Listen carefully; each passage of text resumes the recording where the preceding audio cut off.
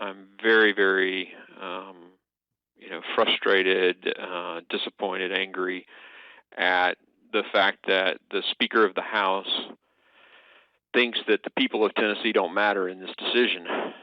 She's essentially initiated a process without a vote. And, we're talking about probably the most extreme remedy that our Constitution affords for, taking someone out of office. A person elected by, the people in my district, they resoundingly supported President Trump in the election. And so why we can do something as egregious as removing the President of the United States without the people of Tennessee having a say just makes no sense to me in the concept of our democracy. And I can't imagine that the founders would support anything like this. Essentially, you have one person who's made a decision to proceed with an impeachment inquiry, and I think that's profoundly insulting to our basic democracy. Certainly, if he did something that I felt was, against the law, was a crime of, a substantial crime, I would support a process, but it's got to be a fair process. He's got to have his day in court, so to speak. This notion that every other American gets due process but the president is really ridiculous. I think he deserves to be able to cross-examine witnesses, to bring his own witnesses, to look at all the evidence. You don't conduct an inquiry like this behind closed doors. And his style with Kim Jong-un may be different than his style with Vladimir Putin, and that's just the president. I mean, being the leader that he's been invited by the American people to be.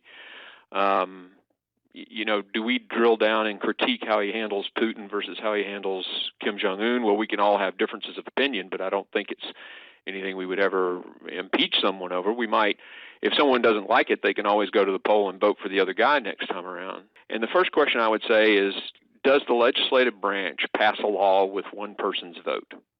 And the answer is no. The legislative body works as a body, and by us all voting, the people have a say. So the 800,000 people who are in my district have a say when I cast a vote, and they don't have a say until I cast a vote for them. Representative democracy. Did the founders envision a speaker taking on the president and the vice president when, wait a minute, she's the next in line by herself? No, I don't think that's what the founders envisioned. And I think if we talk about that, even reasonable, and there are some, people on the other side of the aisle will say, yeah, you're right, that doesn't make much sense. It's probably the first time where I've had a significant disagreement with the president, but this is a significant disagreement, and it's multifactorial.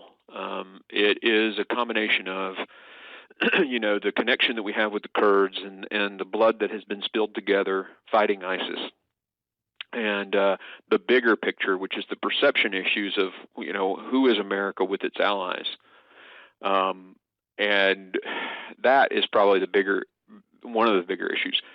Russia's connection to Turkey and what's going on there, and that is also something to significantly consider.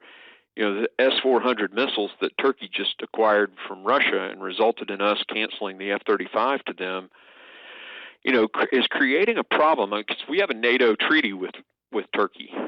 And, these issues, this is only making those already very complex issues deeply more complicated, and we didn't have to do that.